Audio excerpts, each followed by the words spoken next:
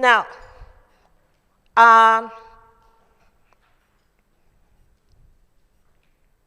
sorry.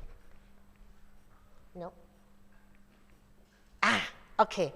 You see, that is that is some of the problems that I have living with dementia. I was very good with the up and down last year.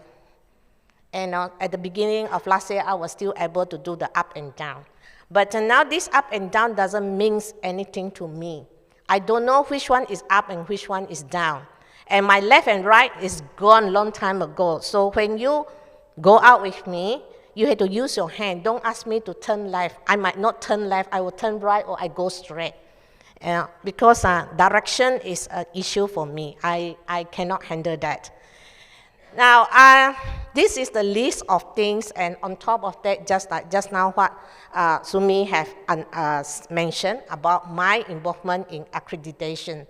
Now, why is accreditation so important at Alzheimer's Disease International is that we want a global quality of dementia care across the globe. And that is why we set up an accreditation board. And that board consists of technical expertise, but more importantly, the voice of people with dementia. So I was the first person with dementia on the board. And it is an eye-opening for many of them because I'm from this part of the world. You know, it is very different when you talk about dementia care in the European country, whereby they are much more advanced. But when you have someone who is from this region, and I talk about people from Southeast Asia, South Asia, Africa, and the Latin America, it is something that not the technical expertise, because most of our technical expertise are from the European country, from the US, because they are what you call more advanced in doing more research on dementia care. So now we are having more people with dementia coming to the accreditation team. And the other one that I'm very heavily involved is the WHO Global Dementia Observatory, which I want to promote because I want you people to submit your research paper or resources to the GDO platform. Why is this platform important? Is because it is where everybody who is involved in dementia can refer to that GDO platform for resources. And these resources, when submitted, will go through the technical review, but before it is released and put on the resource platform of the GDO, it has to go through a group of people with the expert by experience, that's people with dementia, and I'm on the board also. So that is why I'm promoting it, because we really have lack of resources from our region here. There is lots of resources from the European country, from the US, from Australia, but not from the Asia country. So now, before my diagnosis in 2017 with young onset Alzheimer, which later on was a wrong diagnosis, is that I already start to have 1 to 2 years before that, I already start to have problems. I go to the wrong bank, you know. It's supposed to be OCBC, labor mine. I go to UOB and demand that I have a FD, you know, fixed deposit there. Then the bank said, no, you don't have, you only have savings account. Are you sure? I said, I give them my cert. You know the cert that is? What bank? OCBC. Very attentive. Thank you very much. Yeah, so it's OCBC. But you see, my brain does not read that as OCBC because it starts with O, right? And UOB also has O inside. So that is that complications there. I got the thing mixed up. Then I said, no, you see, I got the FD here. You see the fixed deposit slip. He said, ma'am, that is UOB, not OCBC. Oh, okay, whatever you said. So I left. And I left without even realizing that it's a different bank altogether. And the person was trying to highlight to me, but I don't realize it. And then the other thing is that I was very efficient. I'm a super efficient person, and multitasking is not an issue for me because first, I work in early childhood. And if you are parents of young children with preschooler, you will know that you don't attend to one child at a time. There were a group of them coming to you, and your eyes is all around your head, right? Yes. So then I start to have problem. I was not so good in multitasking. And then another thing is that I was working as a volunteer learning consultant, and I give intervention strategies and work with parents with children with special learning disability. And I start to have problems in recommending the intervention, the appropriate intervention, because I get the facts mixed up. So when I go and see the doctor, my GP, you know what my GP said? Emily, you're not getting younger lah. This is very normal in work stress related issue. And have you heard about midlife crisis? That is another cause of you forgetting or getting things mixed up and things like that. So to me, this subjective changes that has happened to me is experienced by me, but not my family members that cannot see. And the other thing is because I has always been very efficient. And this is the problem. When you are very efficient, you have a drop of it. People still see that you are very efficient, right? So that is the not so good part about being too high efficient. When you drop your standard, people will not notice that you have dropped your standard. To them, you are still very efficient. And up to this day, when I'm living with dementia, my family members, like my husband, still say, you are very efficient, more efficient than all my other colleagues. Yes. Yeah.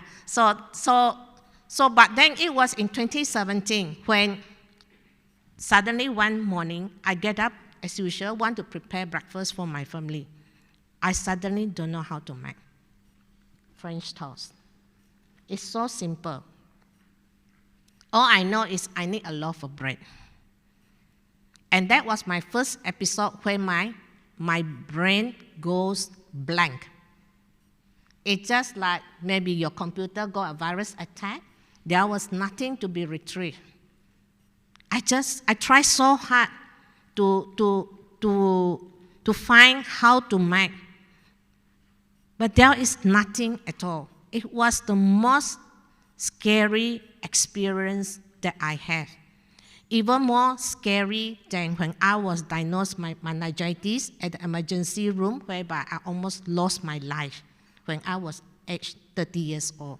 That is nothing compared to when that morning I cannot even remember how to make French toast.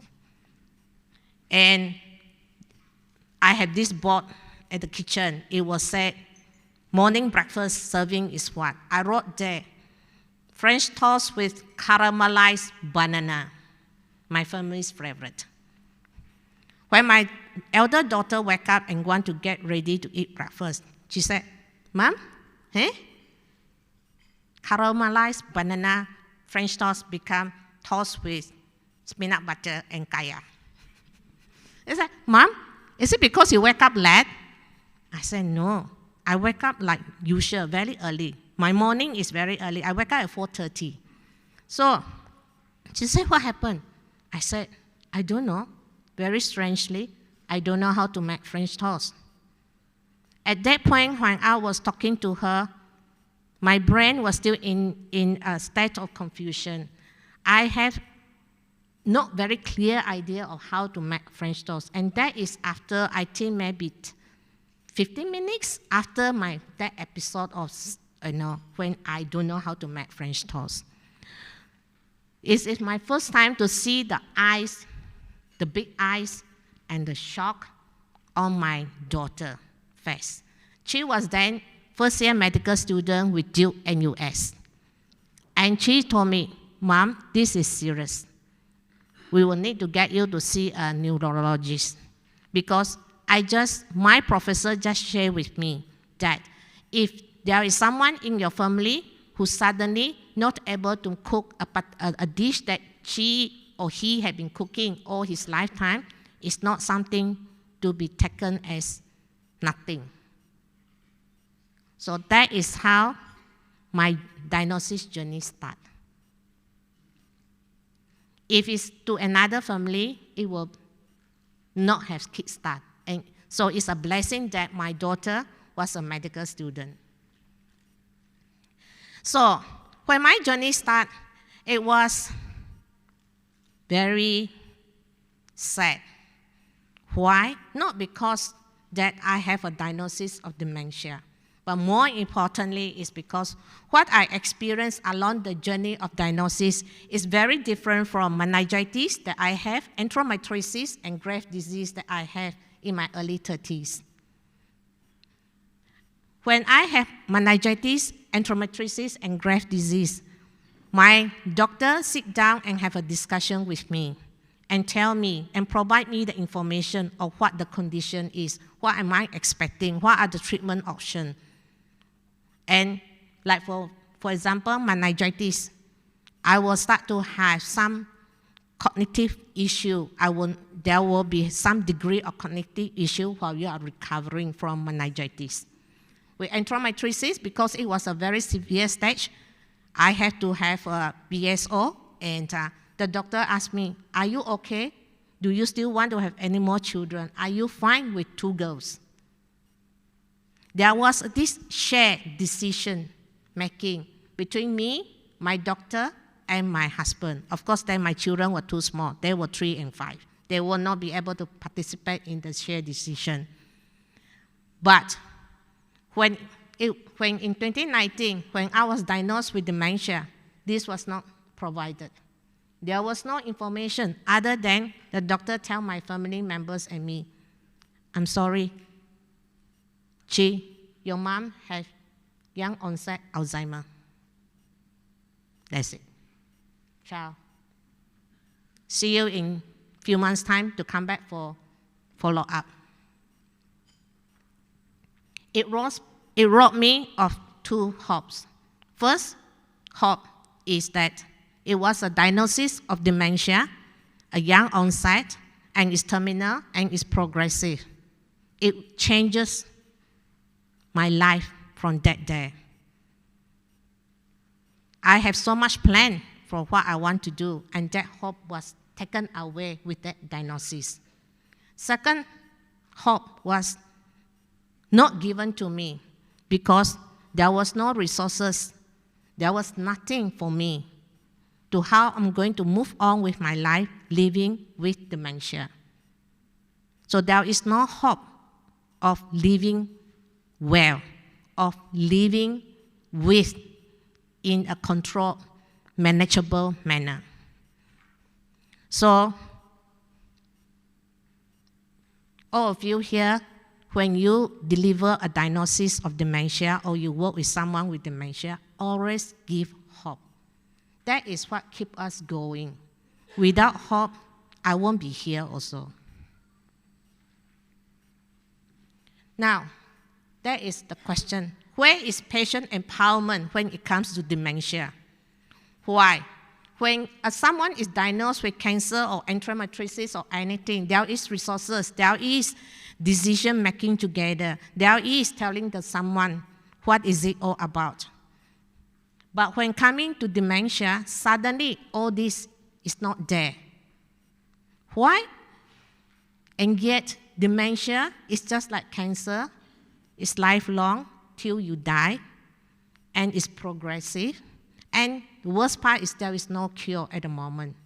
What we have is just medication to make it more manageable for the person.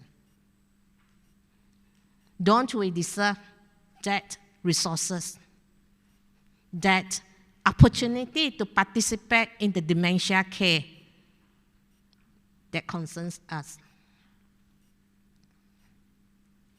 So, you know now why am I in WHO and why am I in SingHealth Patient Network Advocacy? Because of patient empowerment that is lacking, seriously lacking, not just in Singapore, but it's global. Now, how can I help myself? My life still needs to go on. How do I help myself?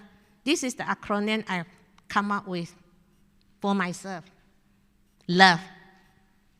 Learn about dementia, YOD, the brain, the disease, the person. When I was diagnosed, like I shared with you, there was no kind of support and things like that. What is YOD? I know about dementia. My late mother-in-law have dementia. My friend's mom have dementia. But they are all get at the older age. But at me, when I was diagnosed, I was 50 only.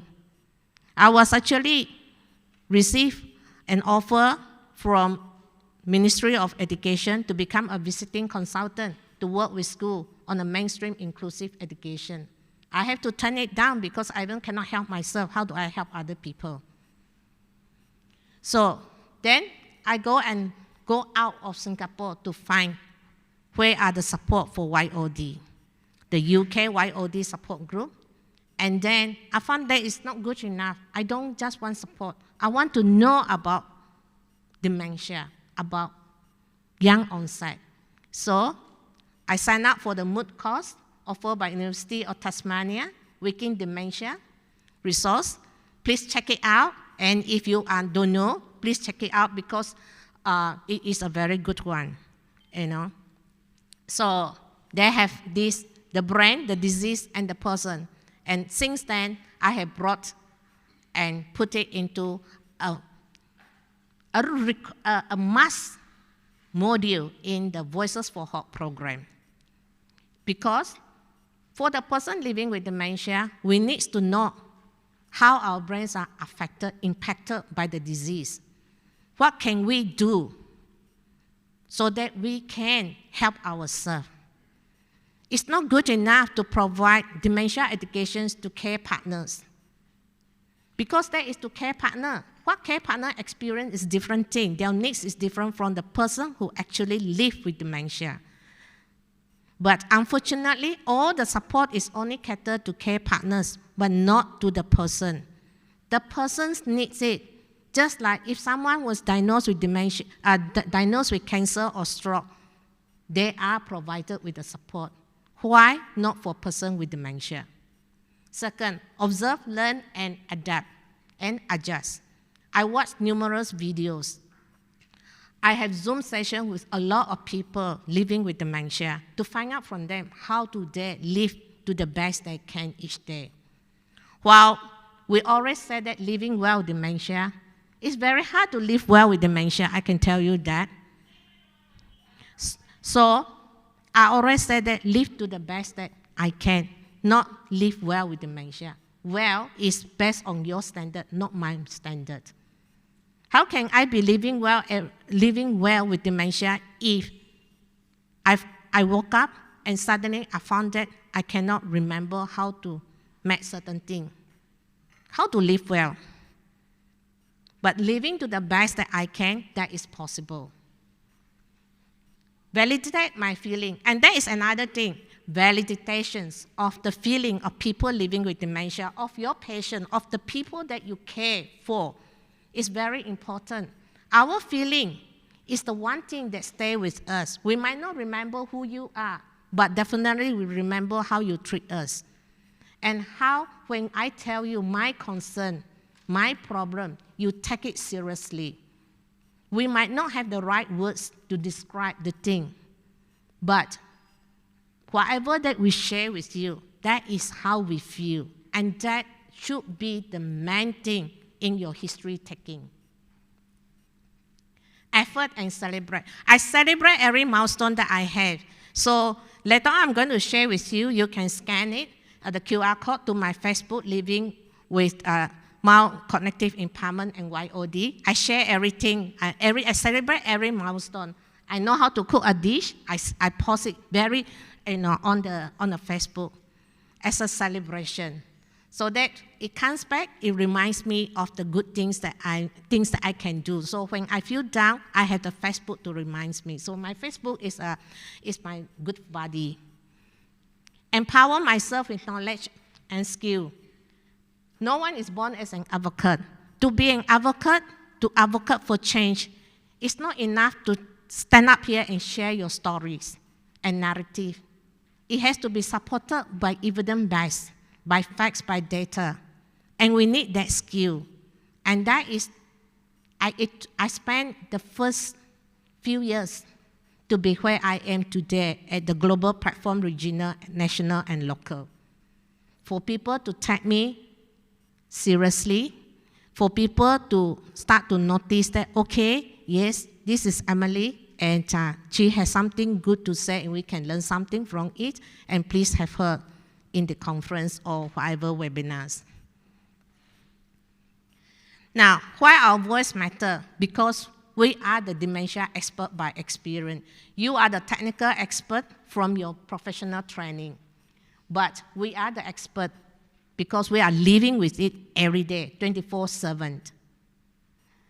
And then we can tell and share with you what are the gaps in the dementia care, what needs to be done, what are our priorities.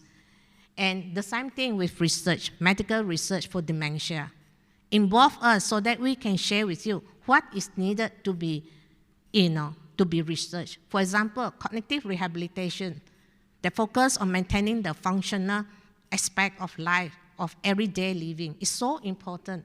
But that is not in Singapore, as far as I know. It's mostly research is on cognitive stimulations. And it is our right to be included.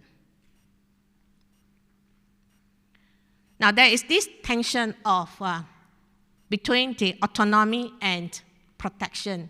Now, just now, before I start, I asked you, what is your mental image when you see someone living with dementia? What words come to you? What picture come to you? It's because if you see me every day as a patient, then as a patient means what? It needs to be protected. It needs to be cared for. We are the passive recipient. That is the usual model of how you look at patient. But I am not your patient 24/7. I am a patient to you when I'm in your clinic to see you. Or I'm a patient to you when I receive allied healthcare services, therapy, and things like that. I live my life 24/7 as Emily, as a person who has carried various social positions in the family, in the community, in the society, like what my first slide of introduction. I'm not just a patient. So when you come to the ethical decision making of the quality assessment of decision making of a person with dementia, the assessor had to be very well trained, because whatever decision that you make to say whether we have the capacity to make a decision or not changes our life forever. Someone who has been driving, but because you assess that that person is no longer competent, lost the license forever. It's not the license to driving, it's the license to life of independence. Maintaining that independence is gone.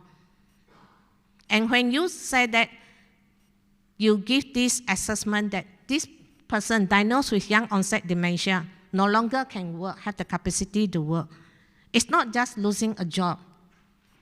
It means that the person lost a big chunk of the identity that the person had built up over the course of life. So if you are assessing a person with dementia, the decision making, please be very, very thorough. Make sure that it is very high quality standard, because your words changes the life, the whole course of our life. And it should not be purely based on the cognitive assessment. It has to take into consideration of who we are, our values, and our other types of decision. Decision is not just a cognitive decision. The next thing, relational factors. When you are assessor, or if you are a family member, or you are someone who takes care of a person with dementia, your relationship with the person with dementia affects whether the person can make a decision or not. If you are top down, if you are the one who stand and say that I know what is good for you, naturally for the person with dementia, they will surrender and say that okay. They will just keep quiet. So there are times whereby family members are being called in to have a discussion. And in such kind of situation, if the family members is not in a situation whereby they normally have this discussion, naturally, the person with dementia will keep quiet and just nod their head because they will not want to hurt their family members. So these are the considerations that you need to take. You need to understand the family dynamics, the relationship between the person with dementia and their families before you invite a family members to come in and take part in the shared decision making. So it's not so simple as it is. So when you say that the person with dementia don't know how to make decisions, how can you say a person with dementia don't know how to make decisions when the person that you invite to the shared decision is the one that top-down or very dominating character? So that is not the correct reflection. Present and absent of enabling inclusive environment. Now this inclusive environment here is not talking about the physical environment. It's talking about the social emotional environment. The inclusive narrative. For example, in my family, because I come from the disability field, so it somehow also changes the dynamics of my family. So when we are very open when we talk about, anything about dementia and things like that. It's a table topics. So if the family members or in the society or in the community, there is no talking of dementia as a table topics. It's never included. So it is natural for the person with dementia not to speak. So does that mean that the person with dementia lacks the capacity to make a decision when dementia narrative is never included in the topics of talking? Again, this is another factor that you need to consider, to take into when you make a decision on the ethical aspect of dementia care. Now, I think Professor Ching, you will be very familiar with Deborah O'Connor. She was here in 2018, and she is a dear friend to me, and she has invited me to speak at the British Columbia University. And part of my presentations on the advocacy and the rights of people with dementia was used as a prerequisite reading material for the social work students. So this is social citizenship, which is very important for us with dementia, just like for any one of you. But the problem is that once you are diagnosed with dementia, people see you as nothing but just as a person with dementia. You are no longer a person, but just living as a patient. And once you are living with patient with cognitive impairment, all this is gone. But we need all this opportunity for growth. Living with cognitive impairment like dementia doesn't mean that I no longer can grow. I can still grow, I can still change. And then the other part, having a sense of purpose is so important. So whatever that you work with your people with dementia, always give them that sense of purpose. And the most important thing, freedom from discrimination, the words that you use. The ecosystem, the dementia ecosystem, this is what I think the dementia ecosystem need to be. And people with dementia can be included at every stage of it. Get us involved. Let us share with you what needs to be done. This is one of my many quotes that every year I will do for the World Alzheimer Month in September. And this year I done almost every day with a quote. And this is one quote that I'm like to share with all of you, the freedom. Because once we cannot make a decision about our own life, we lost that freedom. We are citizens only by name, but we don't have all those things that a citizen can do. So the key takeaway is, again, this is the acronym HOPE that I presented at the 2020 the Alzheimer Disease International conference held in Singapore, but it was virtual after the President Halimah. So I was invited to give a keynote address. Hope hear us, offer us support, partner with us, and enable us. So enable us at every level. And with this, I thank you for this opportunity. And there is the QR code for my Facebook. And I'm very active in social media because of my global advocacy work. Thank you. And please, I'm open for any question because I won't be staying through. After this, I will need to go to the airport to go to Malaysia because we are talking about Malaysian National Dementia Plan. Yes, so with the Minister of Health. Yeah, thank you.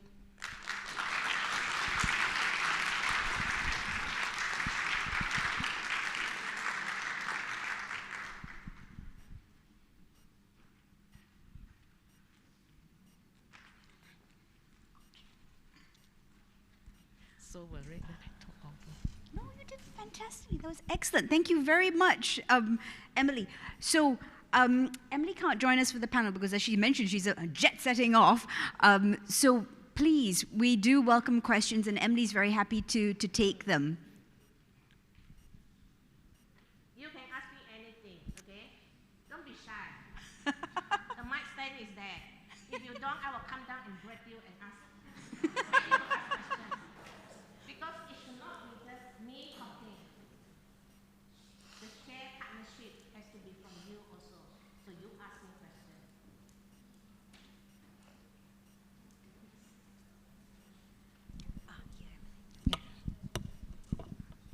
Hi, Emily. Wei Ling here. Yes. Okay, Emily is my idol, actually. So, yesterday we shared my brother has young onset dementia as well. So I want to ask you, when you go to the doctors for your regular check, do you go with someone, your care partner, or do you go on your own?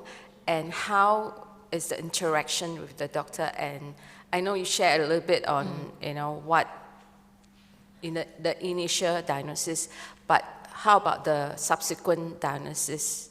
Okay. Yeah, that is a good question. Now, as a patient with dementia, I do my part.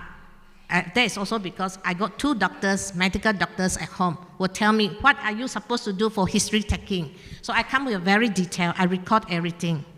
So once it's my turn to go and see the doctor after the all those testing, which is so damn boring because every time it's the same thing. They should have changed it. Because I have nothing wrong with my memory. Actually, I can remember everything. Before they come, they say, I give you the same answer. Right? So they had to be more creative. Oh, doctors, be more creative, okay? Come up with more options. Because not everyone with dementia has memory problem. We can repeat everything. That is one thing we always laugh about among us dementia experts. We laugh at each other, how we fool all those doctors and all those people. Yeah, sometimes if we want to get some attention, we purposely fail the test so that we will get attention. So this is very frank with you. No, so now I prepare all my things that I want to share with the doctor. What are the changes that I think? And normally my doctor will do all the talking. I say, no, you stop talking. Now it's my turn to talk. You talk later on. Now this is what I have. I will give him the list of what changes that I have. And then what are the interventions that I put in? What are the things that work and what is the thing doesn't work? If the thing doesn't work, I will ask, how come doesn't work? Could you give me some idea and suggestion? My doctor is very scared whenever they see it's me, Emily Ong, coming to see him because this Emily is who talk a lot one and always ask him, shut up, you don't talk, let me talk. Yeah, so that is what you need to be. Because the patient needs to be proactive. We have to take the responsibility to tell the doctor what is changes and then what you had tried on. Because our sharing with the doctors helps him to better understand our condition and also to help other people. Because that information that we share, he can use in the research or to support another person who has similar decline changes like yours. Yes. Did I answer your question? Thank you. Yes. Lisa from the Philippines. I'm a hematologist, so I care for chronically ill patients. And first of all, I'm really thankful for being able to witness and listen to your journey. But just to go back to our setup, in the Philippines, patients do not really have not really found their own voice. So I'm curious to know what were the steps that enabled you to find yours, so that we can bring back something to our patients and be able to take the first step in empowering them. So what were your first steps? Okay. What would be your tips for us? Okay, the tip is all the medical professionals here, and just now you give me a very long list of who are the percentage. I cannot remember already. But anyway, all of you here, if you want to empower people with dementia to have the voice, that's why you have 2 ears and 1 mouth. Okay, when you deal with person, when you want to raise the voice of people with dementia, you just put one question across, encourage them to speak. Your ears wide open, listen in between. Because everyone living with dementia, even with our Voices for Hope, we started with when people come in and join Voices for Hope, they're all not talking, they're all very quiet. Only the care partners do all the talking. And then I have this LACOP session that I start off, which is a peer-to-peer support group. The focus is people with dementia have the voice.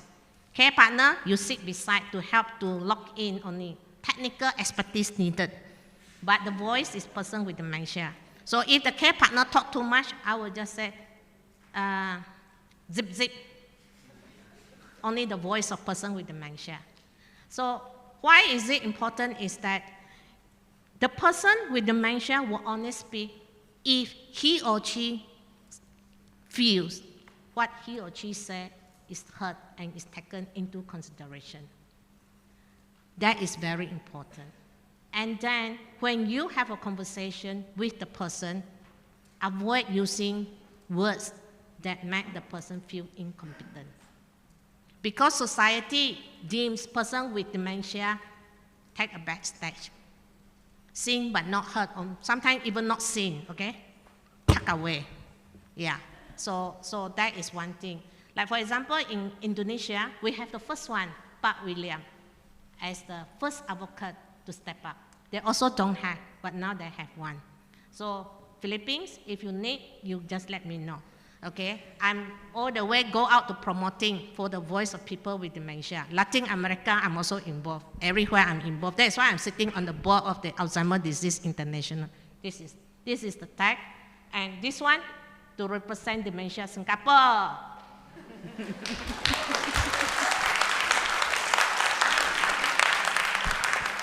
Yes. Any more question? Yes. Do ask me hard question, okay? I want to challenge my brain.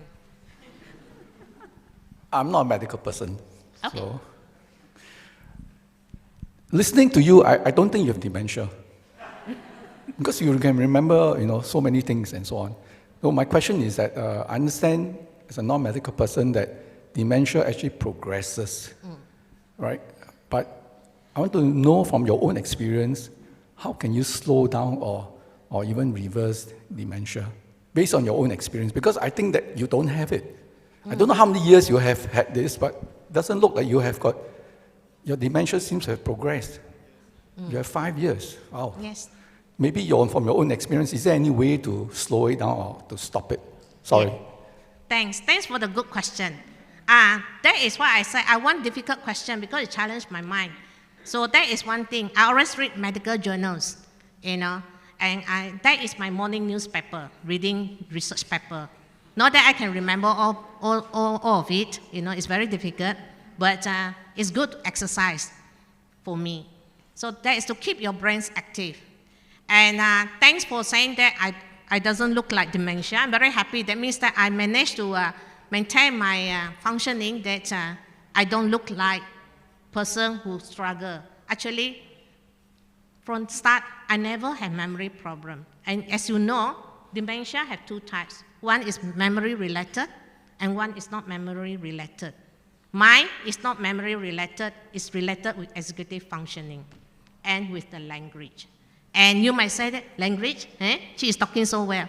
Well, this is my cup of tea, my bread and butter. Every day I talk. It's the same thing over and over again. It's just like you want to be good with your musical instrument, you practice every day. So this is not new. But if you engage me in coffee talk with any topic, random topic, I will struggle with my language. So this is already wired. You know, every day in, year out, I always say the same thing. It's just that different messages only. So for your question is, to maintain and sustain, one thing, you need to keep your brain very active. So for me, it's read research paper, it challenged my brain. For my friend, it's playing Sudoku, you know. And then another one is singing or whatever. Do something that stimulates your brain. Number 2, take life very easy. Stress is terrible for us. It gets your cortisol up, and that's it lah. You know, I found that it is very bad. So keep life easy. Celebrate. That's why I say celebrate every milestone. Be very happy. So when you are done, you go to the Facebook and look. Yes, I made this. Today I don't know how to make, but never mind. I make it already. I post it there. Everybody saw that I make it right. Yeah. Have a sense of humor. And then number 3 is that always tell yourself that I'm just living with a medical condition. Sometimes people take too hard that they are living with dementia. And every day they just think about dementia. It should not be.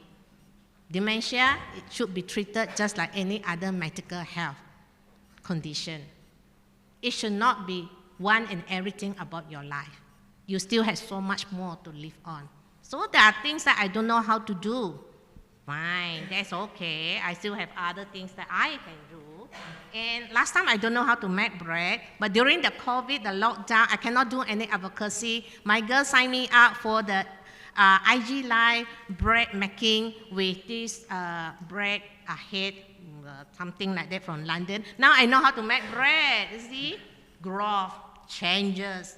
So, yeah. So, sometimes I don't know how to cook certain dish.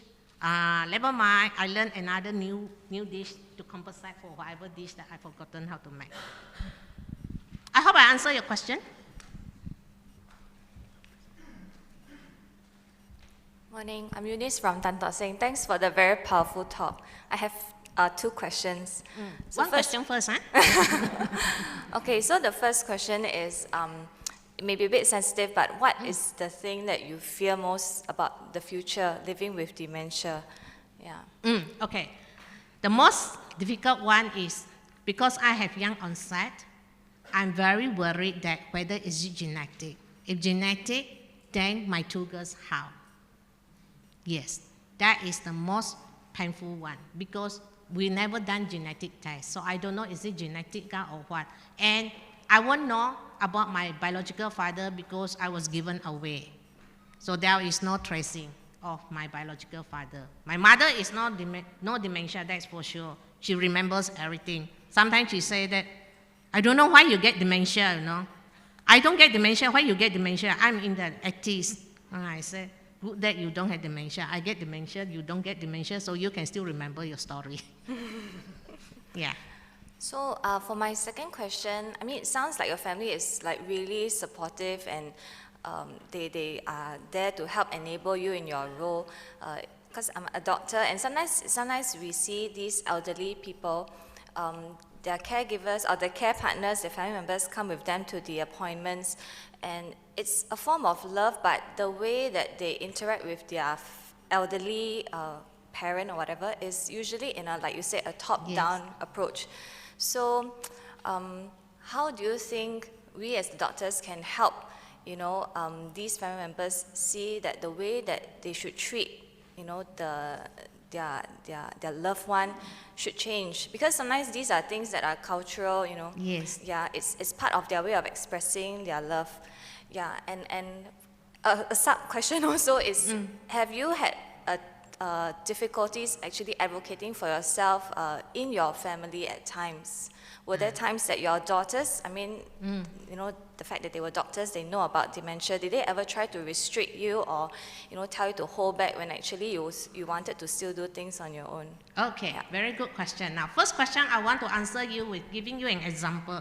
When I was in Indonesia, Alzheimer, Indonesia, I was there as a speaker for their national conference. And then they have this room with the person with dementia so that the care partners can attend the conference. And then I was taking my rest in between, so I go and have a look.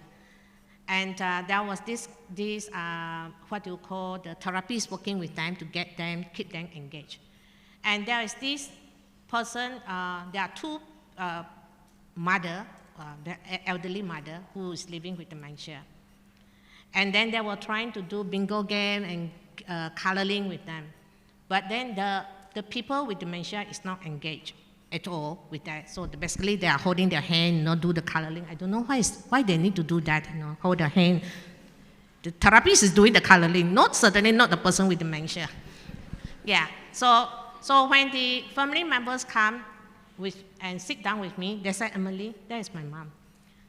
Not interested, not wanting to help, not like you, I say, hey, you don't compare, You like your mother when your mother and father compare you with your brother and, hey, that one is smarter, you know stomach, The same thing. Don't compare. We are all different. So I say that what your mother liked to do when she was, what is the thing that she likes? Or my mom liked gardening and things like that. So I go and ask the therapist, can you go and find picture, coloring book that have flowers one? Then they managed to find me one piece. So I bring it to them, the Ibu. That Ibu, I speak Bahasa Indon a bit, so I interact with her. I said, this immediately she could recognize that is the image of the flower. And she started to color. The family said, oh my God, she color. I said, yes. What has you been doing with her coloring book? Well, I give her animals. What? She likes flower arrangement. So get everything that is flower related to her, not animals. I mean, if she loves animals, can, but she doesn't love animals. She certainly loves flowers. So after I left, I still follow up with them. The mother now have moved on from coloring flowers to drawing flowers and color, and now move on to drawing pictures that have animals, fish, and things like that. And I used one of her pictures for my ADI regional conference. And if any one of you was there at Taipei, you will notice that what you call the drawing done by her. Yeah, and then to answer to the other question is, my family, the only thing that they are very worried is I'm working too hard. I'm working harder than them. Because of my global advocacy, my working hours is very long. It's not the office hours.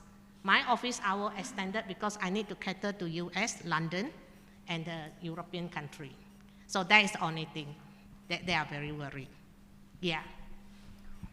Thank you, Emily. Okay, last Emily, question. sorry, I don't want to stress you out because you need to rush to the airport, I know.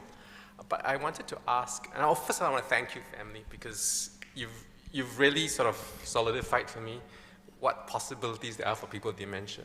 Having said that though, I remember reading a book many years ago, Dancing with Dementia, by a lady in Australia, and she had early onset, and she lived, I don't know whether she's still alive, but she lived for many, many years with dementia. And I guess what I was struck by is that she also shared that she gets very tired because what we take as simple tasks, she has to expend lots of cognitive energy to do. So when you shared that you have this busy schedule, how do you recharge? Because obviously when your brain gets tired, it will get harder to cope, right? I think you shared that you're very busy, but is the busyness then not tiring because it's not stressful? It's because it's something you love? It is, okay. Second question is, how do you recharge?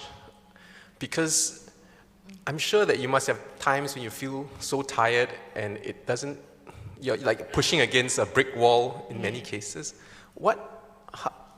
I guess you're different because a lot of the motivation is internal, it's in you.